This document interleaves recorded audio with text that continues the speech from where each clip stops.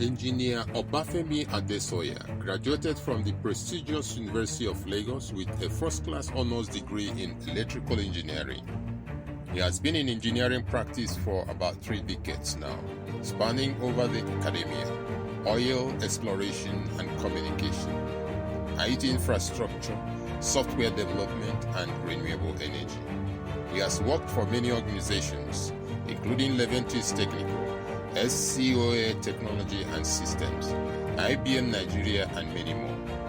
In 1991, Engineer Adesanya co-founded Belushi Nigeria Ltd, and in 1993, he established LAGETRONIX Nigeria Ltd and has remained the MD CEO to date.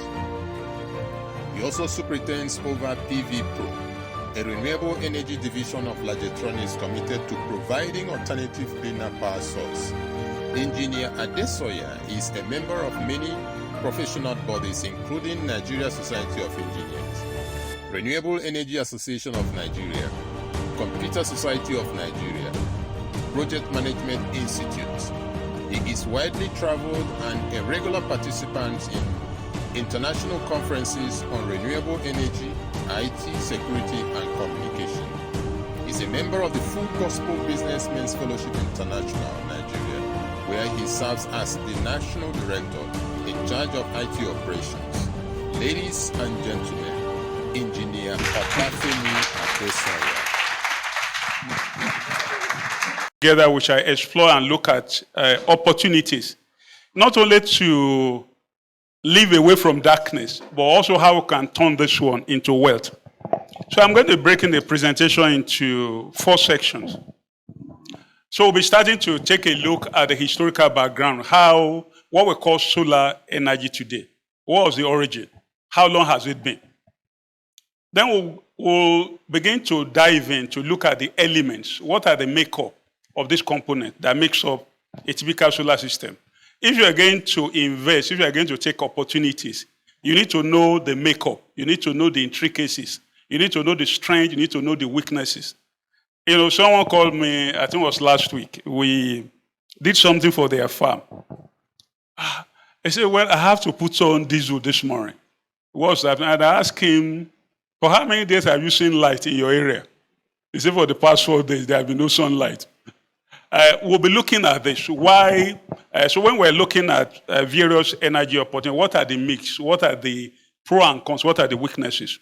So we'll be moving from there to look at typical, when you are thinking of putting a solar system together, what should you put into consideration? I'm sure it's becoming very popular today. A lot of things, and a lot of people have invested money that turn out not to be a good investment. What are the errors? What are the mistakes? And lastly, which is the most important part, the main reason why we're here, we want to be looking at opportunity in the solar industry. And I can tell you it's very, very wide. In fact, Pricewaterhouse predicted, it's something that has been documented. Investment in renewable energy employ 3 times more people than you would do in other energy sectors. It's one of the fastest growing sectors of the economy. And if you look at the Ukraine war has only helped to accelerate that problem. Now, suddenly now, the whole world, the whole Europe is at the mercy of Russia because the bulk of the oil is coming from Russia. Even when that decision was taken, I hope you know that by 2040, there will be no petrol car in Europe. And also by implication, and you know you don't make anything here. Or that means that also whether we like it or not, all our cars too are going to be running on battery. Are you prepared for that time? A lot of our mechanics are going to be out of job because the new cars coming on the road, you probably need to get someone like me to be able to help you to know when. If you look at, I was in Tesla's showroom in Los Angeles 2 years ago, and I climbed inside the car. No engine. In fact, they have to simulate a noise to let you know it was quiet. All right? And you open the bonnet, totally empty. You open the boot, totally empty. Because the whole stuff is running on battery. So we'll be looking at opportunities in the industry. How is it impacting building services, for example? How can we profit from the supply chain, of the renewable industry? How can we make money from design and installation. And one of the key things also that there are some peculiarities about our environment. I'm sure many of those who have installed solar panels, one of the things you have noticed that in the dry season, suddenly the output from your solar panel will nosedive because we're in a very dusty environment. You look at the surface of your solar panel, it's plainly glass. So when those dust settle on it, it cuts off sun rays and the generation of energy get reduced. So that means that you need someone to go around periodically to flush and wash the surface of those panels. It's becoming, in fact, there was one of our clients, we saw that it improved more than 40% when that one was done. All right, but during rain, of course, the rainfall will help you to clean it, but during dry season, those are things that we need to take care of. Okay, so when we talk about solar energy, we need to know that solar energy is a component of a much broader spectrum of energy mix, which we call renewable energy. Actually, energy sources can be broken into two main parts. We have what we call renewable energy, and these are energy that come from sources that are inexhaustible. Okay, there are things you don't need to do, you don't need to make any effort. And there's something we term dirty energy. One of the key things that we have today is that I'm sure you have heard of climate change. And if you are in any doubt, I remember I think it was 2013, there was a massive flooding in Lekki area that a lot of people have to climb the roof of their house to avoid. All these are consequences of what we call carbon emission. There's global warming. The sea level is rising. And the consequence of all this is the interaction of man with the environment. All the fossil fuel that we've been burning, they are causing a lot of damage, to the environment. So the direction of the entire industrialized world is to begin to move away from this harmful energy towards renewable. And the renewable energy spectrum. So we'll have a broad spectrum. Okay, one of the earliest one, which you know, is hydropower. Okay, hydropower doesn't require any. You are taking advantage of the potential energy when water is falling from a greater height to a lower one. Any waterfall, all you need to do is to put a turbine there. That drop of water will turn the turbine, and what you have is electricity. Our longest supply of electricity, Kanji Dam, is one of those. Now, there are some nations of the world. If you've been to Amsterdam, even right from the airport, you begin to see a lot of windmills. Even before what we call the present world, wind is not something you need to do anything about. The wind blows as it listed. All right, and what you need to do is to shape those devices we call windmill that get turned, by the wind. And the greater the intensity of the wind, the greater the energy you generate, and you turn this on to electricity. In fact, in some nations, it's almost competing, with solar. Of course, the object of our discussion today is solar energy. But also we have what we call biomass. In fact, there is a particular plant when I was growing up, the atrophy. They discovered that when you take this seed and you break the oil from it, it's almost like diesel. All right, I know of a massive plant that is currently in Ghana, basically to plant quite a lot of this, and you can extract that. In fact, you can put it as a drop replacement for diesel. Your generator, your machine will run. Now, geothermal energy, there are things I'm sure if you watch CNN of recent, there's a volcanic eruption. It's something that science still tells us that the center of the earth is molten. A lot of heat. That's why you find that during volcanic eruption, you find a lot of heat, magma coming out. And there are systems that have been designed that can actually tap. If you dig deep enough, you can pour water out. The steam that is generated, you can use it to turn engine that will produce energy. And what of the ocean? You see, all those tide that we see up and down, it has been harvested, to produce energy. And one of the most amazing frontier that is opening of recent is hydrogen. It's what we call fuel cell. In fact, there was an advert sometimes, a car running on water. I want to tell you, the day is very close on us. That we know essentially hydrogen is a bigger component of water. When you break water, what you have is hydrogen and oxygen. And when you burn hydrogen, it's clean.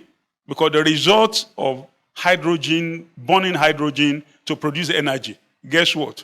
is water. So it doesn't have any harm, on the environment. But today, the topic I've been given is to focus on solar energy. And that's where we'll be going to this morning. But let's take a look at why the emphasis on renewable energy. I'm sure if you have been looking at your, I don't know whether it's PHCN or NEPA or whatever, depending on which part of the country you are from, you have noticed that your NEPA bill has been growing. And it's not going to come down. For almost good 13 years, I work as a consultant to PHCN. Actually, we're running all their billing centers across the country. And that gave me opportunity to travel around the country. There's no part of this country that I've not been to. And one of the key things that the projection by government, it's only because of political expediency that they've not been able to increase. Actually, every 6 months, the tariff are meant to go up. They call it MITO. Currently, just to let you know that currently most of our distribution companies, they are not solvent. In fact, 2 years ago, we were in court with one of them. They couldn't settle our bill. And as of today, out of those 11 discos, 4 has gone under. I can tell you, Yola didn't last 2 years after the privatization. Ibadan went down last year, was taken over. Abuja too was taken over. And so the days ahead, I must tell you, it's not sharing when you look at the energy sector. When you look at that sector, it is a sector that political expediency over, I would say, exceeded looking at the realities on the ground. Currently, as a nation, we're not generating enough. And you privatize, it's like someone opening a retail shop with no goods to sell. And both your price are regulated, because they buy the energy, they pay for it. In fact, some of those discos today, they reject some energy because they couldn't get money, when they distribute to end users. So we find that really reducing your energy bill becomes a very, very a key motivator.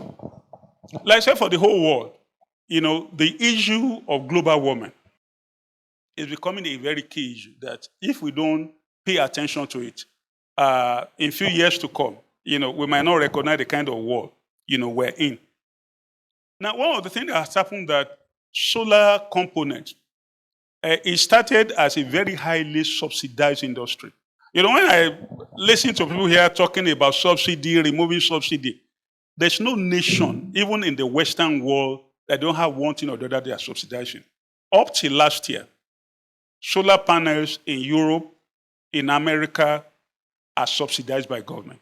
In fact, it's an industry. It was only until last year that it began to get to a level when it started getting commercial, it could be self-sustaining.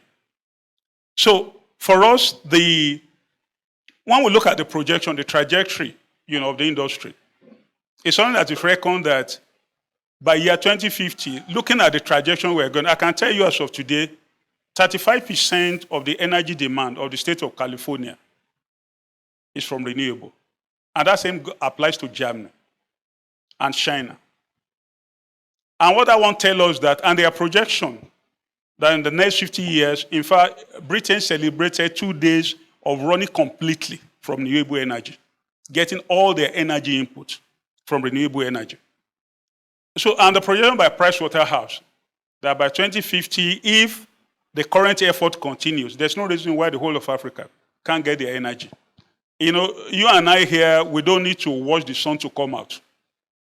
All right. By this morning, by about 6:30, I was near my inverter and I was checking how much, even when it was still not too much sun, I was having about 320 watts, coming in. In fact, I've turned off, my office will be off grid for the past 6 years. All right. And in my house, I could say we've celebrated almost close to 99% uptime. So whether NEPA goes or NEPA comes, it doesn't bother us. So we look at that, and you look at the kind of return we're having in investment in renewable energy. It's huge. But it's very important for us to begin to look at where did all this started from? I won't ask you to open your Bible this morning because I know you're in a business class. But if you read the book of Genesis, the Bible says in the beginning. That's why how many of you know that God is an electrical engineer? He fashioned the sun. One of the unique things about the sun is that the whole of life on earth depends on it. It's not just so the day, and why it makes a lot of sense to harvest all that the sun is producing. The energy output from the sun will provide 10,000 times the projected energy requirement of the whole earth. Even when we are fully developed, when all the population of the earth has grown, what is coming from the sun is more than enough to supply all our energy need. About 170,000 terawatts, and what I mean terawatts is billions and billions of millions of energy. Is inexhaustible.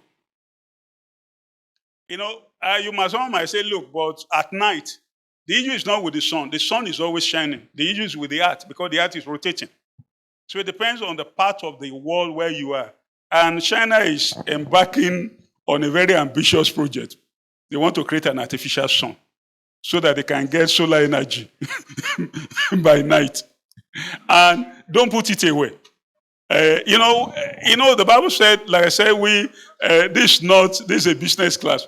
But there are some men, like the Bible told us in the book of Genesis, that there was a time they determined in their heart that they are going to build a tower to go to heaven. And their effort brought God from heaven to come and look what these men are doing. He said, this thing they have conceived in their heart. Once you conceive it, it's possible. So don't be surprised that you can wake up at night and see a sun that is from China. But where the energy from the sun, where does it come from? Well, science, we try to allocate to ourselves what we don't have. You want to explain everything. But scientifically, what is thought is happening in the sun is what we call nuclear fission. In fact, that's what most of the one we simulated on Earth.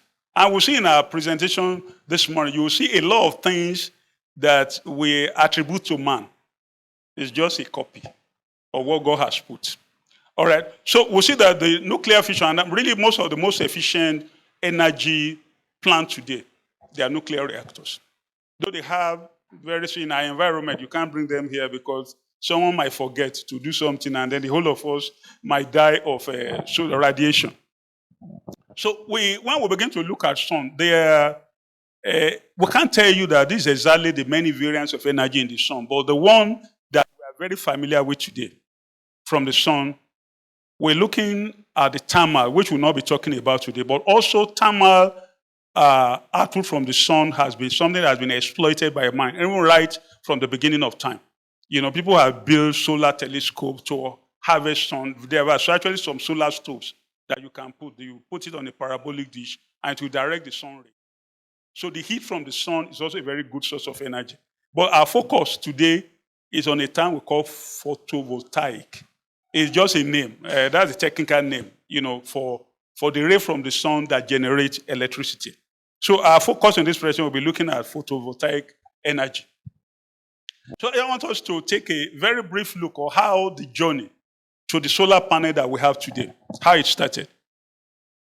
Okay, in 1839, the photovoltaic effect, was discovered by a French scientist. And that journey continued until 1883 when the very first practical solar panel was done. And one of the companies that the world owe a lot of thanks to is an nation in the US called Bell Laboratories. Almost all the invention in electronics were done there. The transistor was born there. The solar panel, was born there. And the amazing thing that when you look at the solar panel we're talking of today, the very first one that was done, the efficiency was 1%. It was like, what do we do with this? But currently, I was reading a paper just 2 days ago. One of the Sharp laboratory, they've been able to achieve something close to 43%.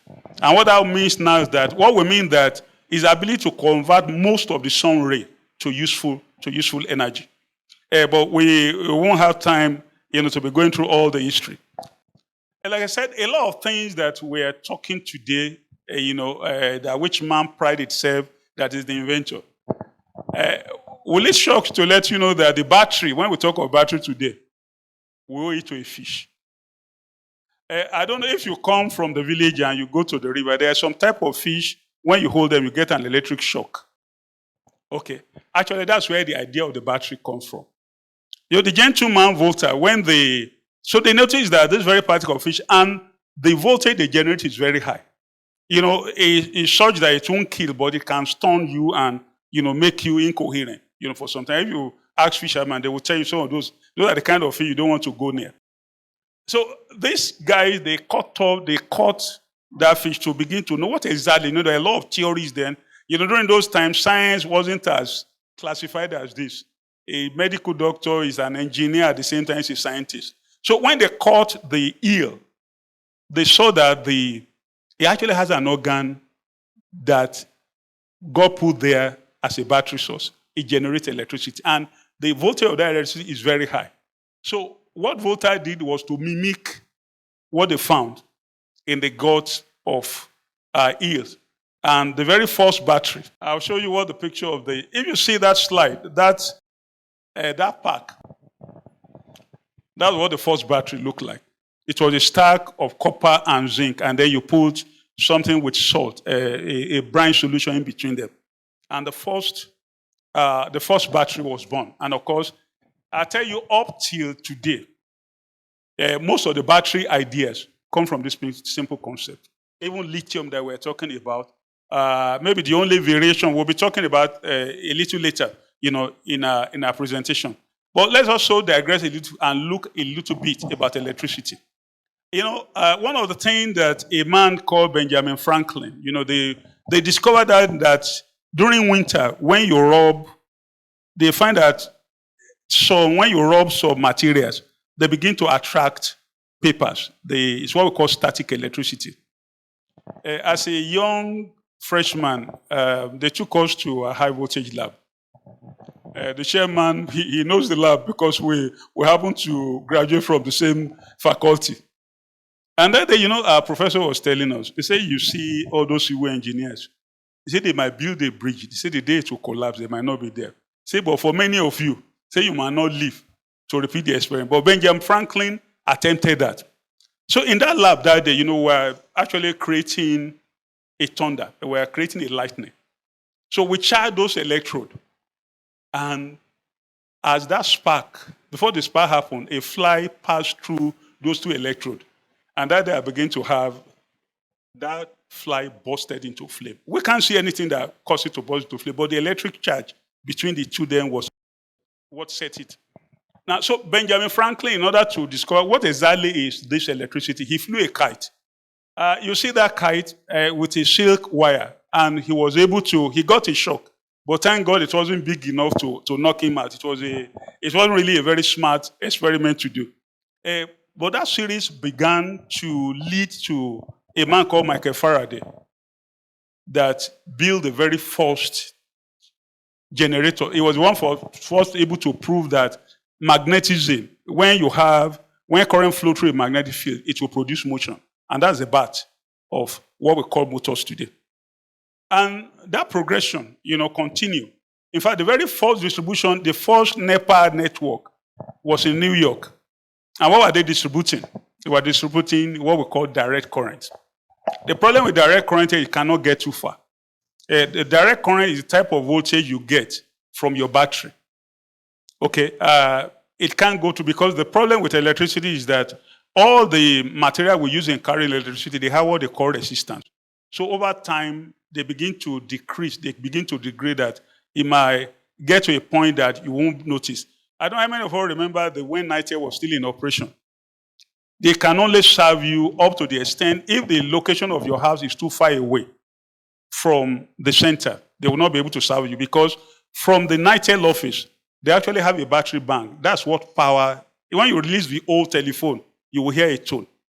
That tone is powered by 24 volt directly, from their office. In fact, the people that used to use very heavy battery before used to be telecommunication companies. But a gentleman, a Serbian, He's a man too that have not been given too much recognition for the kind of thing that he gave to mankind. The man's name was Nikola Tesla. I think that's why Elon Musk named his company after him. He was the one that brought into operation what we call alternating current today. Because there are two broad spectrum of electricity. And I'll be showing you the picture very shortly.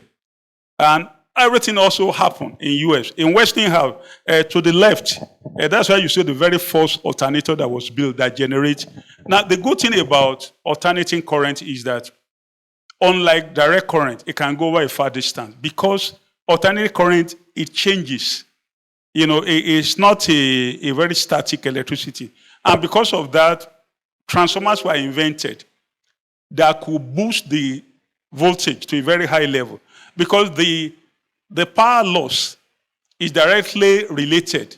The higher you go in voltage, the lower your loss. That's why if you look out, you will see that on the road, you see these very tall NEPA lines, very tall. In fact, most of them are 132 kV, 300 kV line. That's the one that runs all the way. In fact, that's what crosses the whole country. The loss at that level is very, very low. And that's one of the major impacts that Nikola Tesla brought. That today, all the distribution of electricity is by alternating current. It was what we call the current war between Edison and Nikola Tesla.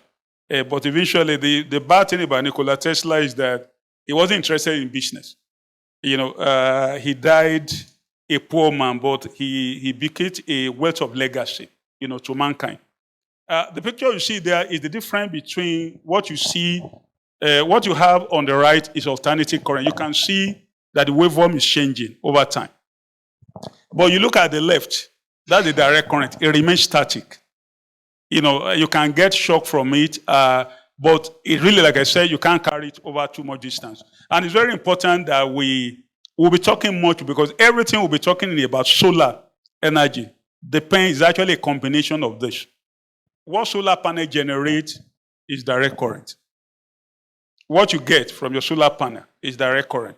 So it's not something you can use directly in the house.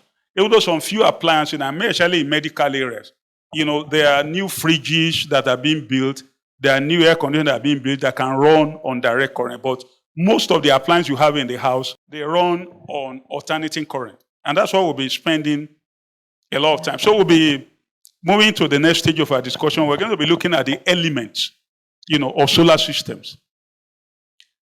Solar panel is, of course, that's the heart of what we're talking about. That's where the power is generated. It's like I said, the material. You know, the amazing thing that most of the solar panels today are made from a material which you all know of. Sand, silicon. It's available everywhere. But you require the technology to refine it. Like we said, the energy comes from the sun.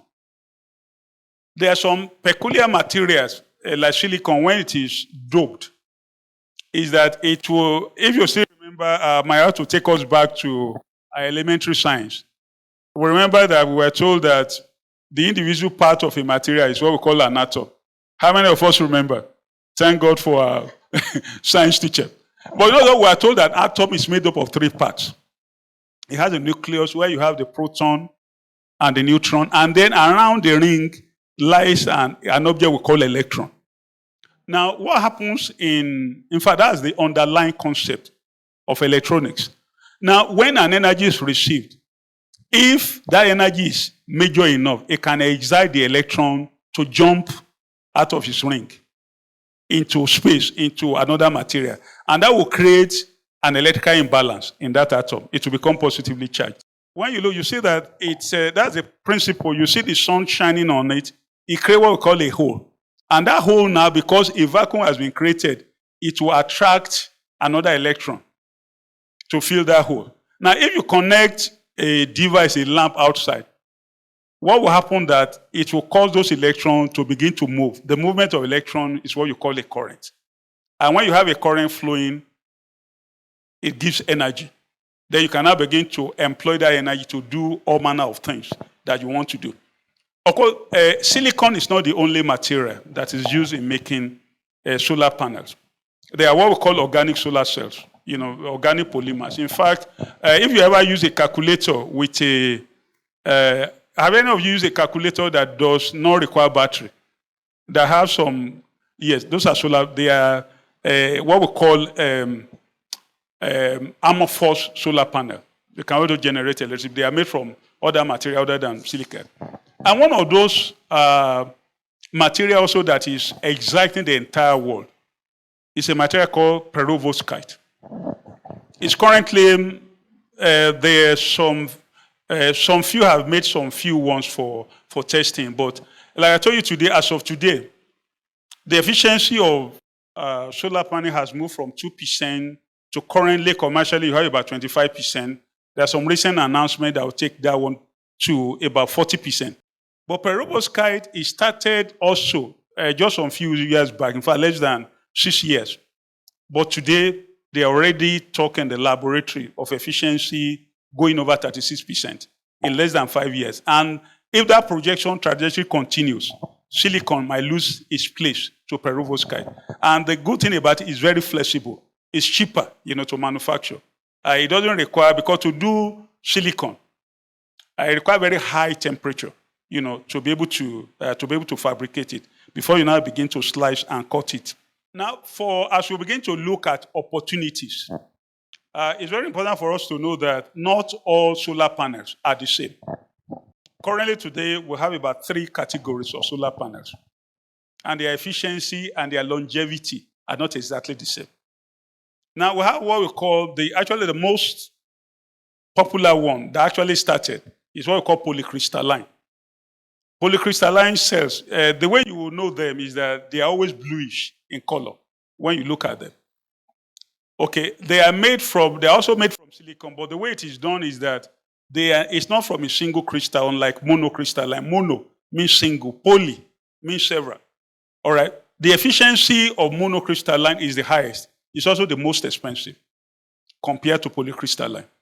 And the average expectancy of the solar panel, if you buy from a good source, they are warranted for 25 years. All right, but the thin film is made of other material. It's flexible. In fact, we'll be looking down when we begin to look at opportunities. The efficiency of thin film, which I think the next slide, will show, it basically compares. It helps to summarize, the characteristics of each of them. So you see that monocrystalline currently we're about 24%, poly is about 17%, and thin film is currently about 11%. And you see in terms of life expectancy, both poly and crystalline at about 25 years, but thin film is currently at about 10 years, projected, so as technology improves. But each of them have different area of application. We'll be talking about that when we look at opportunities. But what is very important for us that when the solar panel itself is not, it's not the only thing. After you have created the panel, of course, you need to bring the wires out through which you will connect it. We were at a site, that was about 3 months ago, and when they first installed it, I think about 3 years ago, everything seems to be working fine. But they discovered that about a few months down the line, things are not quite what they are. So when we examined, we saw that when you touch the cable from the back of the solar panel, it's like ashes.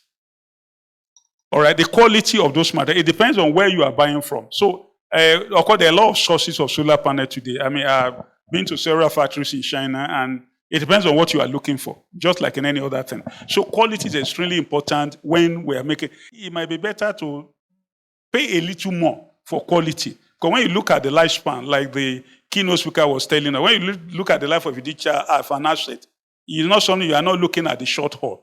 All right, so it's very important that we look at the sources where we are buying things from. Now, each solar panel, depending on the make and the current technology, some of them can go as much as 40 volts, the voltage you get from them. Okay, so in order to get more power, okay, you need to either to connect them in series or in parallel. That's what we'll see here, and it all depends. So there are arrangements, is we call a string. Now, exactly how many of them you put together is determined by what you are connecting it to and the kind of power, that you are expecting. But what's very important, even though it looks a bit technical, but it's something that we more especially when it's very good to engage anybody design a system for you. It's very important that we ask some key questions about the type of component they are supplying you with. Because like I said, in a solar system, there are several components you are connecting together. And there could be a lot of problem if things do not exactly match one another. So you want to know the maximum power output. For like solar panel today, you have some that are even currently, things are moving to about 600 watts per a single solar panel. Or like compared to a few years ago, the maximum you can get is about 300 watts. Okay, what's the maximum current output? What's the performance warranty? Because if you see those what we call tier 1 suppliers, they will tell you, they warrant that the degradation of this power, because with age, just like with age, it begins to decrease. But they warrant you for that. Those ones that are from tier 1 suppliers, even in 20 years, it won't go below less than 1% of degradation of the supply. So that's a brief about solar panel. When we begin to put the system together, we'll be looking at some of those key other factors. The next component that is extremely important for us when you are building a solar system is what we call inverters. If you remember when we were talking about electricity, we talk about 2 types of electricity. We talk about direct current and alternating current. The job of an inverter is to convert a direct current to alternating current. Very simple. That is job. Because in the house, all this AC you are seeing, this speaker that is standing, even this projector that you are looking at, the input to them are alternating current. The voltage coming from the solar panel is direct current. So inverter stands in between to basically convert, from that direct current to alternating current that can begin to feed items in the house. In other parts of the world, where they have stable electricity, their own palaver is, most of the time, is how to reduce the energy bill. In fact, I would say today, more than 80% of solar installation in Europe, in America, they are without battery. What they do is that during the day, they install solar panel. During the day, you generate electricity. And what they do is that their own appliance in the house will consume the remaining parts of the one they cannot use, because one of the big things with alternating current that you can't store it. The only way you can store alternating current, you need to convert it to DC. That's where you use it to charge a battery. That's the whole lesson. So what they do that during the day, the excess is sold to the likes of IKADC. They have what they call a net meter. You look at all those foreign countries. So at the end of the month, you will see how much excess energy. In fact, many of them at the end of the month, they don't have to pay. They don't have to pay the electricity company. Because if they generate more than what they are using, all right, they will have credit, with them. But for us here, it's a different, but that kind of scenario, that's why you use what we call string inverters. Their own job, they connect directly to the, in fact, that's why the LA inverters coming from Europe, you can't use it here. So for the simple fact that they cannot talk to a battery, because in their own area, that is not an issue. And one of the big problems about also string inverters is that they have, sometimes you call them grid inverters, is that they cannot work without you having supply. In fact, many of them have a situation, what we call out islanding. So when it's attempting to supply power to the grid, if it's saying that there's no grid power, it will collapse. It will shut itself down. And you know that if you bring that one to Nigeria, it can work. So for very big installation, as we'll be looking at the grid scale utility, you'll see that they need to maximize, what energy they are getting. One of the key things, in fact, I was at a friend's house yesterday. We had to go and look at the roof. I was telling them that, look, this thing is taking long. But one of the key things is that, actually, one of the key problems about solar panel, there's something we call shadow effect. Now, when you connect them in series like this, if a shadow falls just on one of this alone, of course, the energy will drop. But the bad thing is that the entire output of this array will default to the lowest. So that's one of the reasons that it's not just a question of arranging solar panels anyhow. I've seen a lot of installations around, they put some solar panel on this side and some on that other side. If you do that kind of thing, the net harvest from that arrangement will be lower than what it should produce. There's something I would call microinverters. In fact, I think my friend was calling me from Asaba and said, look, someone told me about microinverter. I said, you can't use it here. Someone told him it will work well. I said, it can't work because what microinverters does, just like the name implies, is a very small inverter. It's attached directly to each solar panel. So the output of your solar panel, rather than being DC, will be AC. It's what we call AC coupled. So now what you do together is now to combine those microinverters together. It will give you the AC, but now there will be no need for a central AC in the house.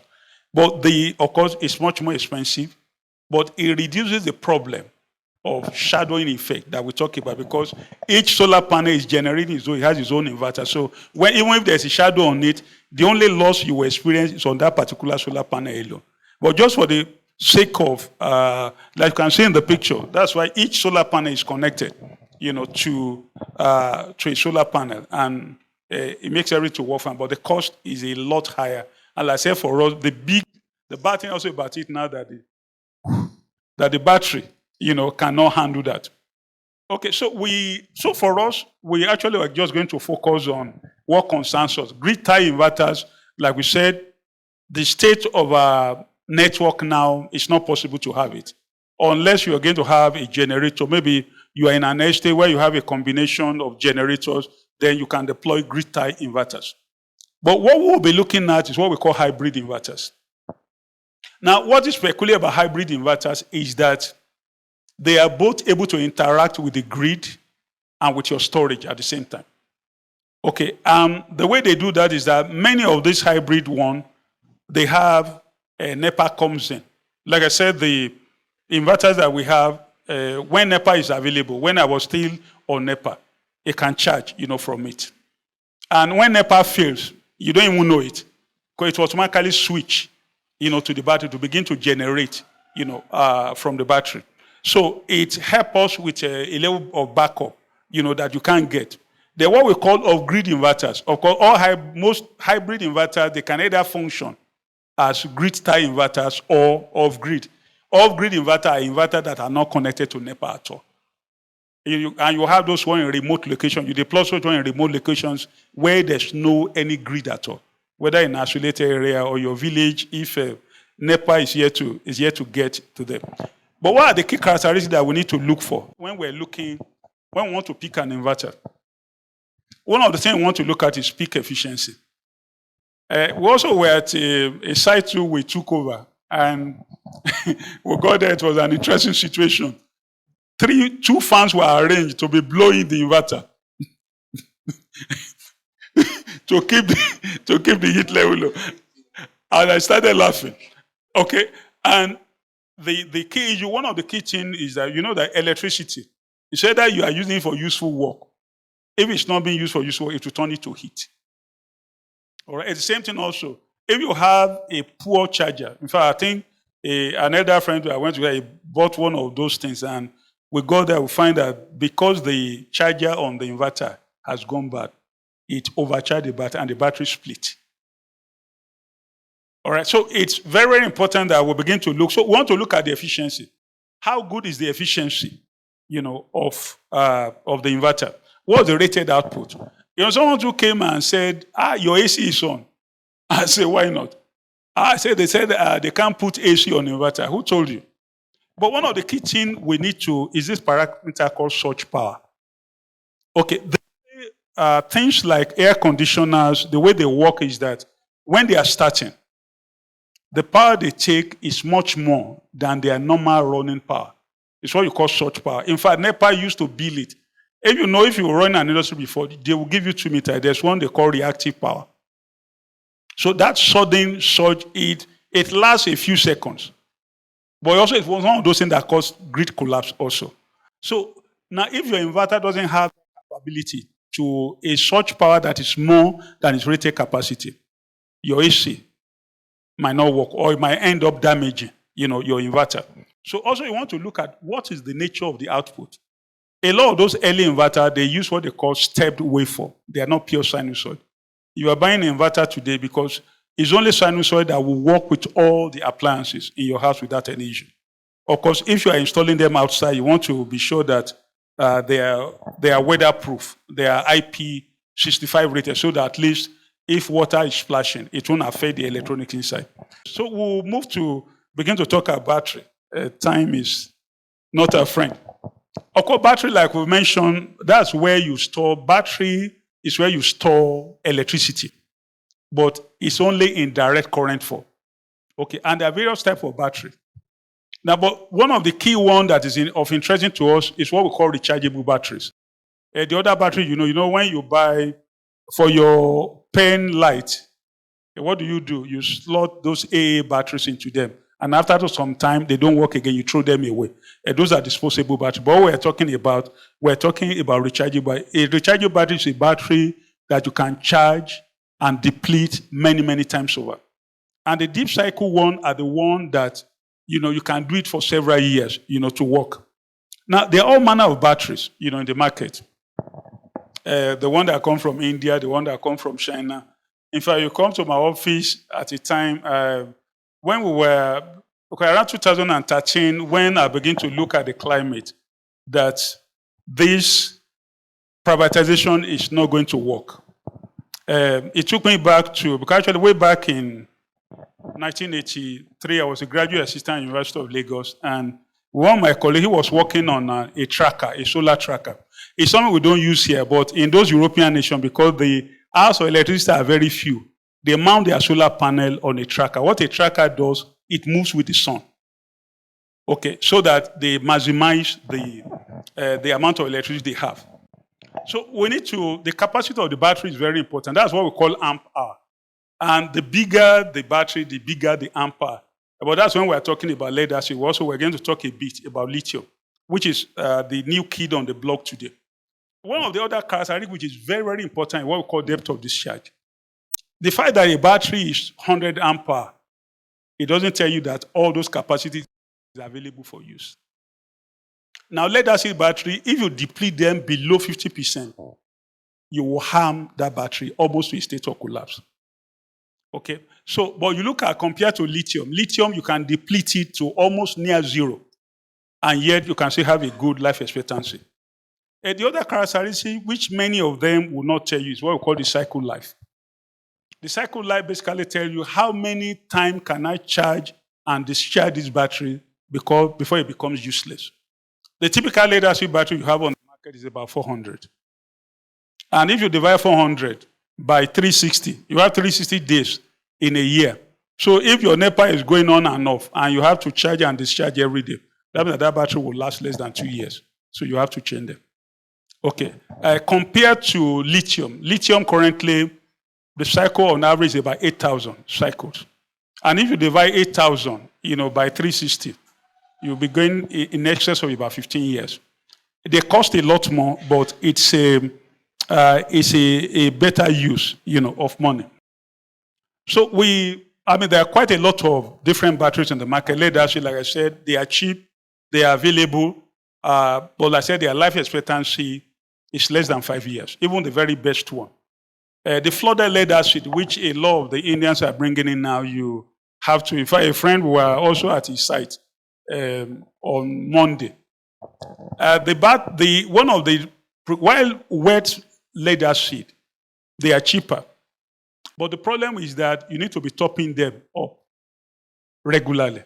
And if you forget to do it, when those plates get exposed, it's something we're all familiar during those days when you used to have a car battery. You remember, you go for service, you need to. The problem is that when those plates get exposed over time, they calcify and you never be able to recover capacity back. So the problem with maintenance with flood acid is that you need to be very agile, that regularly you are going there to. If you do that, maybe it might give you 2 or 3 years, but more often than not, the ability to handle them is a big issue. So many of them, they have been replaced by AGM and gel batteries. So what you see on what you see here as a typical gel battery, and the difference between them is that they are maintenance free.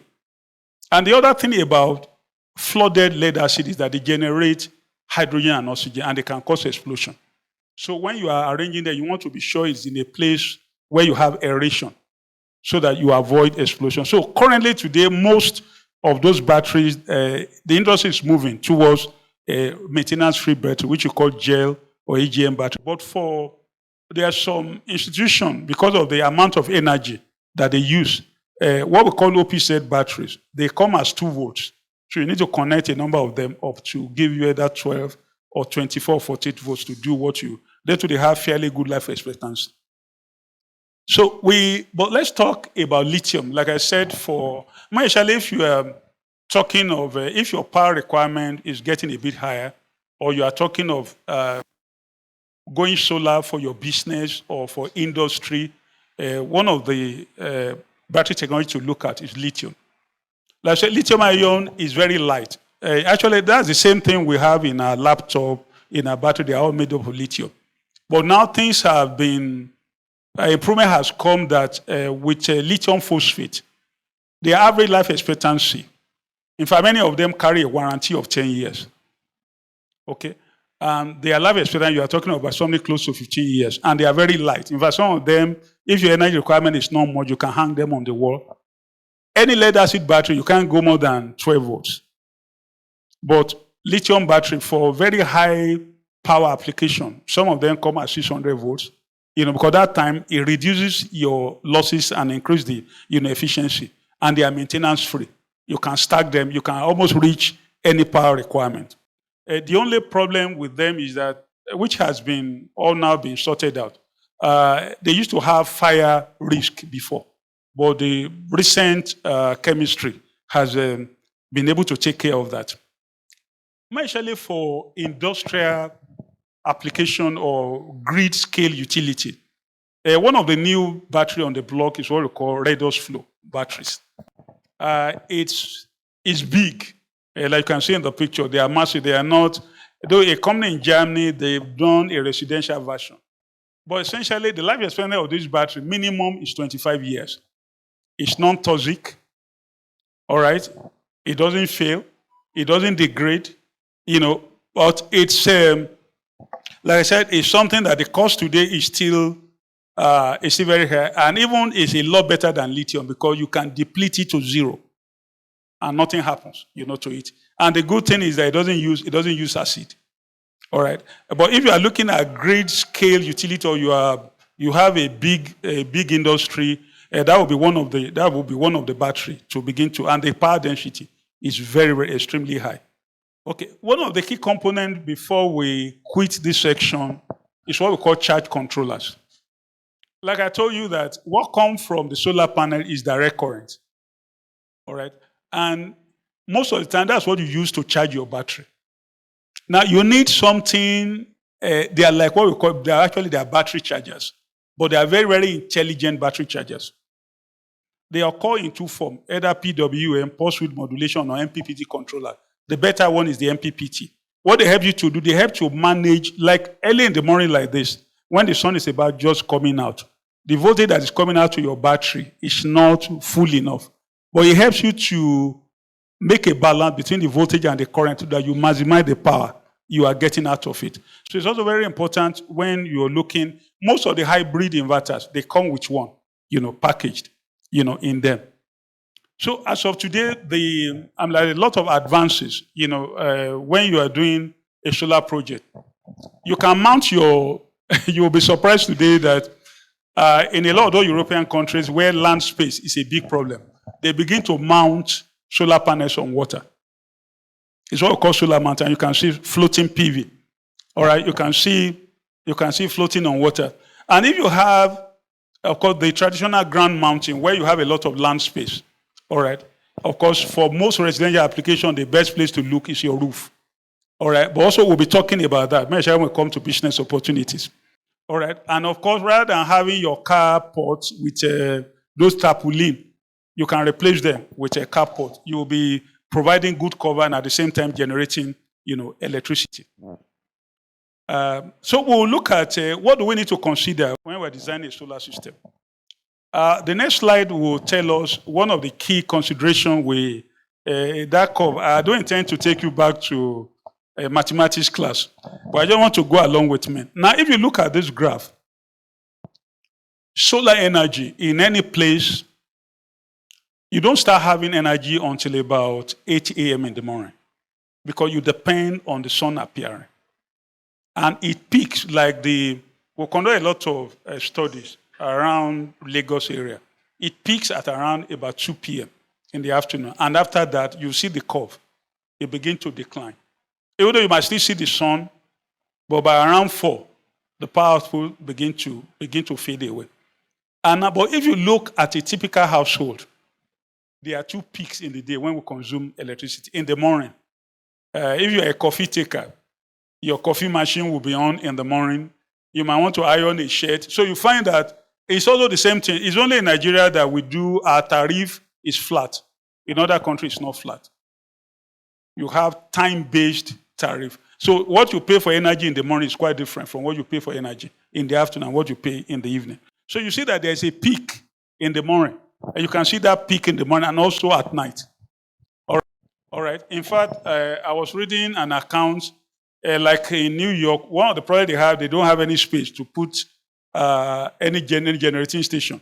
So what they do, the tariff in the evening is very high because you find that, just like many of you are Man U fan, I'm not a football fan.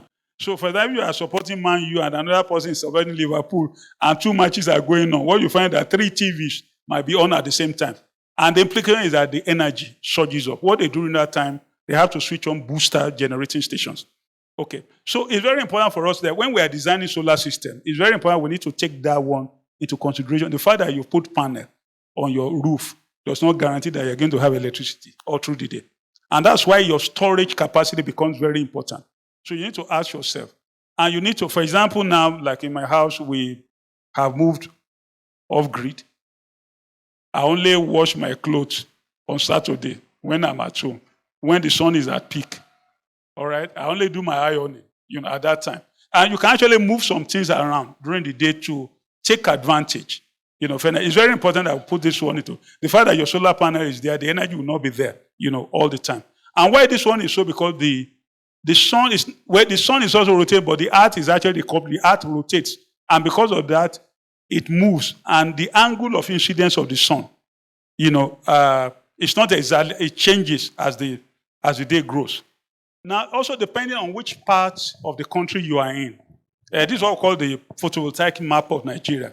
You see that, for example, if you are in Kano, you are in Maiduguri. If you have been there, the first time I was in Maiduguri, at 6 p.m. in the evening, I ran back into the aircraft. I couldn't believe the level of heat. So the sun ray is very intense. And what you find there is that the yield of solar power in the north is better than in the south. All right. It's also if you fly over Las Vegas, you see a lot of those solar farms. Why? There's no cloud. The sun is always there around the clock. In fact, most of the hotels in Las Vegas, I was reading an account, they are doing more than 10 megawatts from their roof. Okay? So that you take advantage. And we'll be talking about business. So it depends on, so if you do the same installation in Lagos and Kano, it's very important for us that when we're looking, which basically for architects, the days of fancy roof, I think we need to begin to concede it to begin to build more greenhouses. You see that when you're installing solar panel, one of the key things you need to consider that we're in what we call the northern hemisphere. The sun comes. If you're in the northern hemisphere, the sun will be coming from south. So it's very important, like you can see in the picture that I have, it's better for your solar panel to face south. You'll get better yield of electricity than putting it on the other side. And the same thing happens the other side. So when we're looking at when you are looking at a solar panel, what you want to maintain all the time is that the angle of incidence is almost at right degree to your solar panel. That's when you will have a maximum performance of your yield. Okay, so like I said, here we won't be talking about on-grid solar system. We'll talk about it before it doesn't apply. But basically, that's what the structure look like. So what we'll essentially be looking at is our off-grid system. That's basically what we'll be doing here. We're talking about hybrid. So one of the key things, like we said, this is a picture of a factory. So when we call it commercial and industrial solar cell, we begin to look at opportunities. And actually, I think one was done for one of these breweries. So there's no No matter how big your industries are, there are inverters that can handle megawatts of electricity. So a question, and the good thing about this stand, when our banks begin to live up, to the opportunity industry, these are things, because if you can have an asset that can last 20 years, there's no reason that one should not be able to attract financing. Also, we'll be looking at utility grade. Like I said, you see a lot of you go among those mountainside in China, a lot of these things are there. And what do? They basically feed the grid to make electricity much more stable. So as we begin to look at solar opportunities. Now, this building will go into operation next year in Australia, and it's completely energy-free. Now, it is covered with what we call a solar skin. It's a thin-film solar panel. All the electricity they are going to need in that burn is going to be generated by the building itself. And one of the key things today, which our architects and town planners need to begin to take into consideration, like I said, it's very important, even from town planning side, in what direction is my street facing is very critical. All right, so you want to align your building to face the north-south orientation. And when also you are designing your roof, what has been found out that you need to check the latitude of where you are. If you incline your solar panel at the same angle of your latitude, you get maximum yield. All right. So also, like, how do we shape our windows? A lot of windows now, a lot of materials. There's a lot of transparent solar panels are coming that will replace our glasses. So that your window is not just a window. It's a generator. Okay, your roof is not, in fact, Tesla they've launched a replacement for roof in US. The roof you are putting is actually solar panel. I'm not mounting solar panel. Your roof is actually solar panel. And their life expectancy is about 20 years. All right, so you are killing two birds in one stone. You are paying the money you are paying for your roof, you are paying for solar panel at the same time. And actually, there are roads that are being constructed with solar panel. All right, the whole idea is that these people are serious. And my fear for us that a time will come, we'll be begging people to buy our oil, to take our oil away, because there will be no need, for it. Imagine when all the cars on the road have gone off petrol. So our architects and designers is something that we need to begin to look at seriously. Now, let's look at the value chain of the solar system. For those of us who are in trading, like I said, there are several options. As of today, more than 80%, I was reading a report, more than 80% of solar components come from China and India. And unfortunately, because due diligence are not being done, people are being made to waste a lot of money. Most early adopters in solar system, they will almost swear that they want to go there. For me, it took us 5 years. I had batteries from Sweden, from Netherlands. I was in Korea, I was in China, I was in Taiwan. And basically, for me, in fact, I began to look at opportunities in the industry. As of today, there's no functioning battery factory in Nigeria. The Ezra in Ibadan is gone. The one here, they are all gone. And especially for lead acid, we are killing ourselves. Those things are very poisonous. You see those boys that bury those batteries, they will go and break themselves, and it's dead by installment. In other countries, it's outlawed. When your battery fails, you send it back to the manufacturer. The sulfuric acid is dangerous. The lead should not get into your bloodstream. But of course, we have no any regulator here. So it opens opportunity. We're praying that God will give us leaders, that begin to look more at what we can do here, because the opportunities are more. Imagine if all the batteries in this country are being produced. But, after all my researches, I was talking to the bank MD.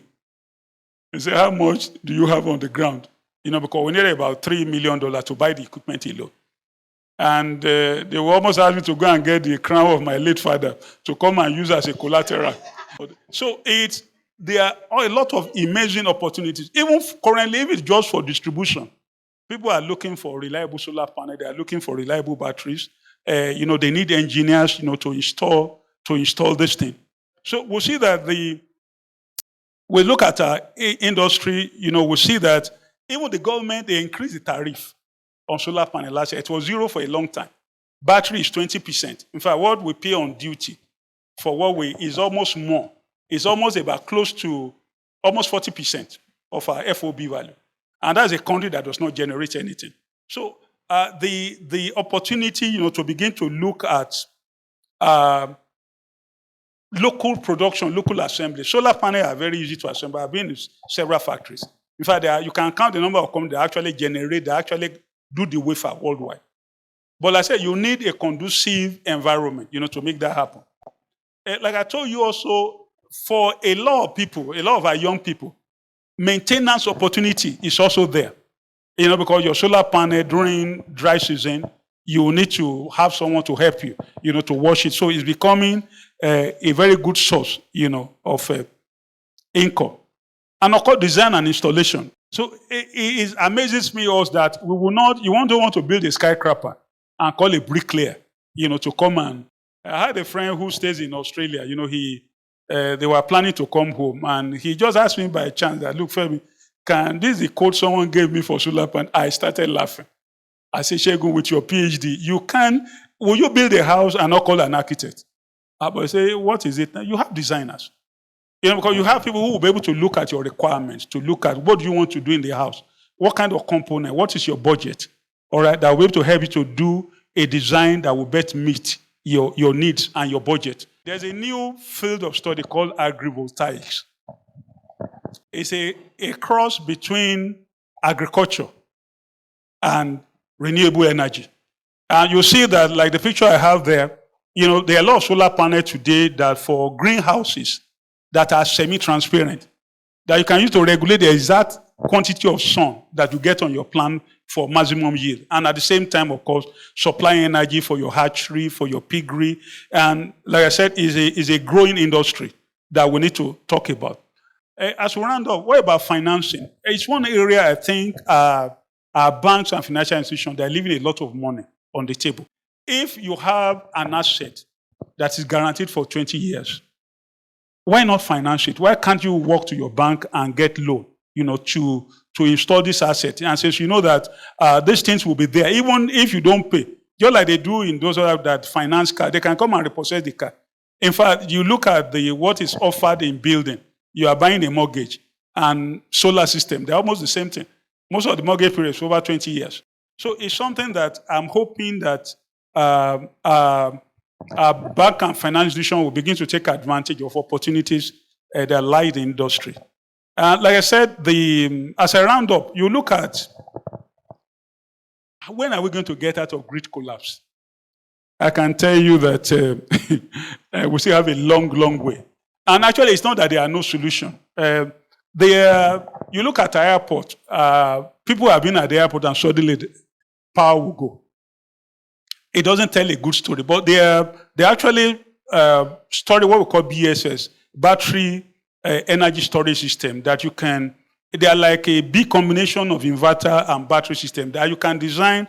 Should it last you for a day or 2 hours or 3 hours that you can plug, even if NEPA goes to sleep like they used to do, nobody will know, what is going on. So there are immense opportunity, in the industry, either from the point of design or for components, or for maintenance or for financing that are begging, for investment. And I'm hoping from here that we'll begin to rise up to the opportunity. Like I said, one of my aspirations about 5 years ago was to go into battery manufacturing. All right, because I know the potential, because I know the grid will not take off. You see, I believe very strongly what happened to the telecom industry is what will happen to happen to the energy sector. The government will not be able to do it. And you need to have a system that is small, that is agile. The only part of this country that was properly cabled by World Bank was only Lagos Island. They've not been able to duplicate it. But today, do you need NITEL to function? Both your data, both your voice, even international. In fact, things are cheaper today than 20 years ago. So, brethren, I want to let us know that the opportunities are there. They are huge. And the projection is that it's not a question of assuming the grid, because the government doesn't have the money. Where the big problem lies is in generation and distribution and transmission, and we don't have the capacity. And why don't look at mini grid? Why don't you look at what individuals can do to meet their energy requirement? My prayer that men and women will arise from here and begin to take the opportunity. Thank you for your attention. Thank you.